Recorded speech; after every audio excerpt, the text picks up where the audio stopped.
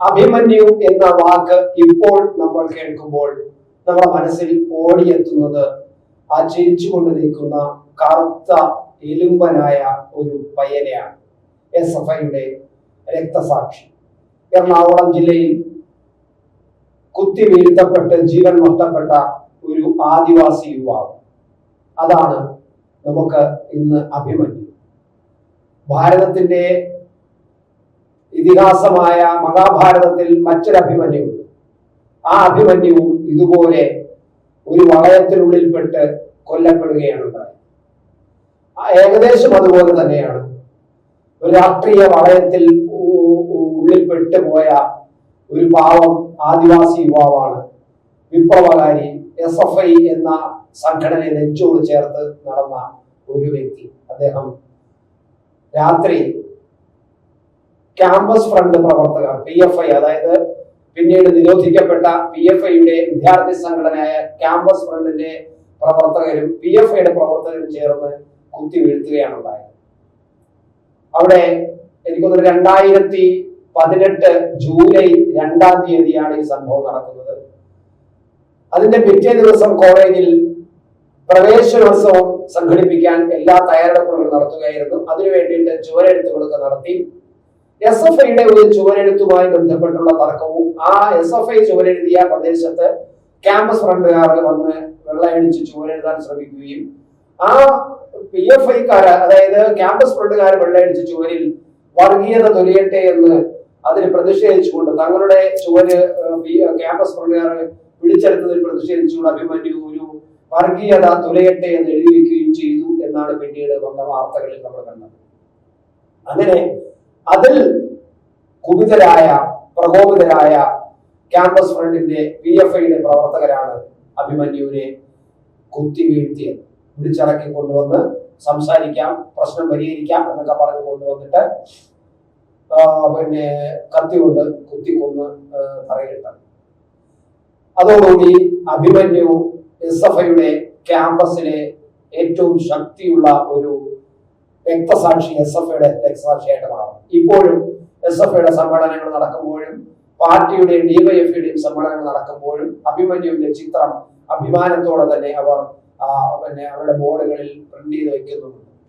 പക്ഷെ ഒരു കാര്യം, ഞാൻ ഇത്രയും പറഞ്ഞ കാര്യം എന്ന് പറഞ്ഞാൽ, ഇത്ര ആവേശത്തോടെ പാർട്ടി അഭിമന്യുവിനെ കൊണ്ടു നടക്കുമ്പോൾ ഇപ്പോഴും ആ പാർട്ടിയുടെ ആവേശമാണ്, ശക്തിയാണ്, ഓജസ്സാണ്, ഞങ്ങളുടെ അഭിമാനമാണ് എന്നൊക്കെ SFI പറയുമ്പോൾ ഈ അഭിമന്യു കേസ് ഇതുവരെയും വിചാരണ പോലും തുടങ്ങിയിട്ടില്ല എന്ന യാഥാർത്ഥ്യം എത്ര SFIക്കാർക്കറിയാം. ഈ ദിവസം വരെയായിട്ടും, അതായത് 2018 സെപ്റ്റംബർ മാസം 26-ാം തീയതി കുറ്റപത്രം സമർപ്പിച്ചതാണ് പോലീസ്. അങ്ങനെ 2018 കുറ്റപത്രം സമർപ്പിച്ചിട്ട് സെപ്റ്റംബറിൽ കുറ്റപത്രം സമർപ്പിച്ചിട്ട് ഇതുവരെയായിട്ടും, ഇപ്പോ 2018 കഴിഞ്ഞു, 6 വർഷം കഴിഞ്ഞിരിക്കുന്നു. 6 വർഷമായിട്ടും ഇതുവരെയും 18, 19, 20, 21, 22, 23, 24 6 വർഷം കുറ്റപത്രം സമർപ്പിച്ചിട്ട് 6 വർഷവും കഴിഞ്ഞ് ഇപ്പോൾ 2-3 മാസവും കഴിഞ്ഞിരിക്കുന്നു. എന്നിട്ടും ഇതുവരെയും വിചാരണ പോലും തുടങ്ങിയിട്ടില്ല എന്നതാണ്. കേരള ഗവൺമെന്റിനോ ഇപ്പൊ അഭിമന്യുവിനെ കൊണ്ടു നടക്കുന്ന SFIക്കോ CPMനോ DYFIക്കോ അതിൽ യാതൊരു താല്പര്യവുമില്ല. എന്നാൽ അവർ സമ്മേളനങ്ങൾ നടക്കുമ്പോൾ അഭിമന്യുവിന്റെ ചിത്രം പ്രിന്റ് ചെയ്ത് വയ്ക്കുകയും ചെയ്യും. ഇതാണ് ഇപ്പോൾ അഭിമന്യുവിന്റെ അവസ്ഥ. നഷ്ടപ്പെട്ടത് വട്ടവടയിലെ ഒരു പാവം ആദിവാസി കുടുംബത്തിൽ പണം പിരിച്ച് കുറച്ച് കാശ് കൊണ്ടുവന്നവർക്ക് വീട് വെച്ച് കൊടുത്തു. കുറച്ച് കാശ് അച്ഛന്റെ അമ്മയുടെ പേരിൽ 25 ലക്ഷം രൂപ മറ്റു അച്ഛന്റെ അമ്മയുടെ പേരിൽ പാർട്ടിക്കാർ ഇട്ട് കൊടുത്തിട്ടുണ്ട്. ഒരു സഹോദരി ഉള്ളത് 10 ലക്ഷം രൂപ ആ സഹോദര കൊണ്ട് ഇട്ട് കൊടുത്തിട്ടുണ്ട്. ഇതൊക്കെ പോലെ ഞങ്ങൾ ചെയ്തത് എന്നാണ് ഒരുപക്ഷെ സഹാക്കൾ ചോദിക്കുന്നത്. അങ്ങനെ ആയിരിക്കാം. ഒരു വീട് വെച്ച് കൊടുത്തില്ലേ എന്നൊക്കെ. 3 കോടിയിലധികം രൂപയാണ് അഭിമന്യുവിന്റെ പേരിൽ ഈ CPM അല്ലെങ്കിൽ DYFI എല്ലാം ചേർന്നുകൊണ്ട് പിരിച്ചെടുത്തത്. അതിന്റെ എത്രയോ ചെറുതാണ് ഇവർ മുടക്കിയ 25 ലക്ഷവും 10 ലക്ഷവും 10 സെന്റ് വീടും അവിടെ വസ്തുവിൽ ഒരു വീടും പിന്നെ എറണാകുളത്ത് ഒരു 6 സെന്റോ മറ്റോ വാങ്ങിയിട്ട് അവിടെ ഒരു അഭിമന്യു സ്മാരകവും നിർമ്മിച്ചു. ആ സ്മാരകത്തിനെ കുറിച്ച് കഴിഞ്ഞ 2 ദിവസം മുമ്പ് ഞാൻ നിങ്ങളുടെ മുന്നിൽ വാർത്ത പറഞ്ഞാണ്. സ്മാരകം വാടകയ്ക്ക് കൊടുക്കാൻ പോകുന്നു, അവിടെ വലിയ പഠനം നടത്തും, അവിടെ വലിയ കുട്ടികൾക്ക് ആവശ്യമായിട്ടുള്ള ഗവേഷണങ്ങൾ നടത്തും, അതിനുള്ള സൗകര്യങ്ങൾ ഉണ്ടാക്കും, ഗ്രന്ഥശാല ഉണ്ടാക്കും എന്നൊക്കെ പറഞ്ഞ് വലിയ കാര്യങ്ങൾ പറഞ്ഞതാണ്. പക്ഷേ ഒന്നും നടന്നിട്ടില്ല. ആ ഘട്ടം മുഴുവൻ ഇപ്പൊ വാടകയ്ക്ക് കൊടുത്ത് കാശുണ്ടാക്കാൻ പോവുകയാണെന്ന് ഞാൻ പറഞ്ഞിട്ടുണ്ട്. ഞാൻ പറഞ്ഞു വന്ന കാര്യത്തില്ല, വിചാരണ ഇതുവരെ നടന്നിട്ടില്ല. ഇനി വിചാരണ നടക്കാതിരിക്കാൻ കാരണം എന്താണെന്ന് ഇപ്പോൾ ഹൈക്കോടതി ചോദിച്ചിരിക്കുകയാണ്. എറണാകുളം പ്രിൻസിപ്പൽ സെഷൻസ് കോടതിയോട് ചോദിച്ചിരിക്കുകയാണ്. റിപ്പോർട്ട് വേണം എന്നിപ്പോ ഹൈക്കോടതി ആവശ്യപ്പെട്ടിരിക്കുകയാണ്. എന്തുകൊണ്ടാണ് ഇത്രയും വർഷമായിട്ടും കുറ്റപത്രം സമർപ്പിച്ച് ഇത്ര വർഷമായിട്ടും അഭിമന്യു കേസിൽ വിചാരണ തുടങ്ങാത്തത് എന്ന് ഹൈക്കോടതി എറണാകുളം പ്രിൻസിപ്പൽ സെഷൻസ് കോടതിയോട് ചോദിച്ചിരിക്കുന്നു. റിപ്പോർട്ടും ആവശ്യപ്പെട്ടിരിക്കുകയാണ്. എന്തുകൊണ്ട് വിചാരണ തുടങ്ങിയ റിപ്പോർട്ട് അടുത്ത മാസം ജനുവരി 23 അടുത്ത കേസ് വച്ചിരിക്കുകയാണ്. അപ്പോൾ കൃത്യമായ റിപ്പോർട്ട് നൽകണമെന്നുള്ള ഹൈക്കോടതി ആവശ്യം. എന്തുകൊണ്ടാണ് ഇപ്പോൾ ഹൈക്കോടതി ഇങ്ങനെ ആവശ്യപ്പെട്ടെന്ന് പറഞ്ഞാൽ, അഭിമന്യുവിന്റെ മാതാവ് ഭൂപതി ഹൈക്കോടതിയിൽ ഒരു ഹർജി കൊടുത്തു. എന്റെ മകന്റെ കൊലപാതകവുമായി ബന്ധപ്പെട്ട് ഇത്രയും കാലമായിട്ടും കോടതിയിൽ വിചാരണ പോലും തുടങ്ങിയിട്ടില്ല. വിചാരണ തുടങ്ങാൻ വേണ്ട നടപടികൾ സ്വീകരിക്കണമെന്ന് ആവശ്യപ്പെട്ടുകൊണ്ടാണ് അവർ ഭൂപതി മാതാവ്, അഭിമന്യുവിന്റെ മാതാവ് ഹൈക്കോടതിയിൽ ഹർജി കൊടുത്തു. ഹൈക്കോടതിയിൽ കൊടുക്കേണ്ടി വന്നു ഈ പാർട്ടി സഖാവിന്. ഇവിടെ ആ ഗവൺമെന്റ് ഭരിക്കുമ്പോൾ മുഖ്യമന്ത്രി CPM-ന്റേത്, SFIയുടെ മുഖ്യമന്ത്രി, SFIയുടെ നേതാക്കന്മാർ, മന്ത്രിമാരിരിക്കുന്ന ഒരു മന്ത്രിസഭ, എന്നിട്ട് SFIക്ക് ഇപ്പോൾ നല്ല സ്വാധീനമുള്ള ഒരു കാലഘട്ടം, എന്നിട്ടും ആ വിചാരണ തുടങ്ങാൻ അല്ലെങ്കിൽ സർക്കാരിന് വിചാരണ തുടങ്ങാൻ പോലീസിനും വിചാരണ തുടങ്ങാൻ പോലീസിന് വേണ്ട നടപടികൾ സ്വീകരിക്കാനും ഒന്നും തന്നെ ഈ സർക്കാരിന് കഴിഞ്ഞിട്ടില്ല. കോടതിയുടെ കയ്യിലാണ് ഞങ്ങൾക്ക് എന്ത് ചെയ്യാൻ പറ്റും, സർക്കാരിന് എന്ത് ചെയ്യാൻ പറ്റും എന്ന് കോടതിക്ക് ചോദിക്കാം, അല്ല സർക്കാരിന് ചോദിക്കാം. പക്ഷേ അതൊരു ഒഴിവഴിവ് മാത്രമാണ്. ആത്മാർത്ഥതയുണ്ടെങ്കിൽ എത്രയും നേരത്തെ ആ പ്രതികളെ അഭിമന്യുവിന് നീതി കിട്ടണമെങ്കിൽ വിചാരണ നടന്ന് പ്രതികളെ, ഈ കുറ്റക്കാരെ ശിക്ഷിക്കുക തന്നെ വേണം. ഇതുവരെ ഈ പ്രധാനപ്പെട്ട ഒരു പ്രതിയെ പിടികൂടാൻ ഈ പോലീസിന് കഴിഞ്ഞിട്ടില്ല എന്നത് മറ്റൊരു കാര്യം നിങ്ങൾ ആലോചിക്കുക, നമ്മുടെ പ്രേക്ഷകരെ ആലോചിക്കുക. അഭിമന്യുവിന്റെ ഒരു പ്രധാന പ്രതിയെ, ഈ കൊലപാതകത്തിൽ പങ്കെടുത്ത ഒരു പ്രധാന പ്രതിയെ ഇതുവരെ പിടികിട്ടിയിട്ടില്ല. ഐഡന്റിഫൈ ചെയ്തു, പക്ഷെ അയാൾ എവിടെയാണെന്ന് അറിയില്ല. അയാളെ പിടിക്കാനുള്ള പോലീസിന് കഴിഞ്ഞിട്ടില്ല.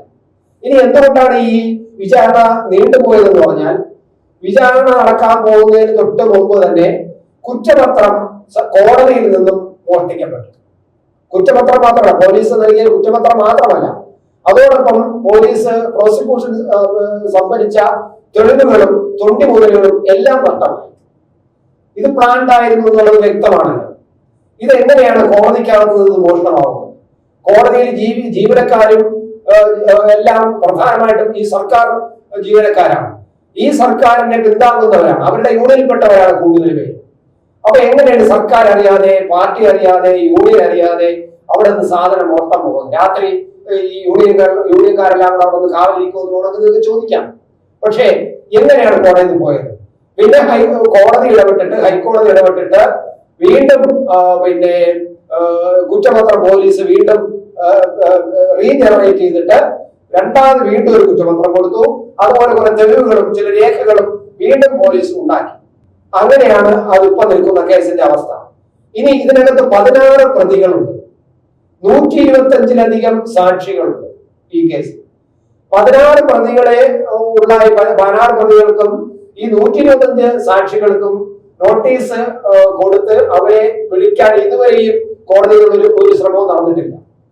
അതിൽ 25-ലധികം സാക്ഷികൾ ഈ മഹാരാജ് കോളേജിൽ അഭിമന്യു പഠിച്ചിരുന്ന കാലഘട്ടത്തിൽ കൂടെ പഠിച്ചവരാണ്, പല ക്ലാസ്സുകളിലുമായിട്ടും അല്ലാതെയൊക്കെ SFI പ്രവർത്തകരൊക്കെ ആയിട്ടുള്ളത്.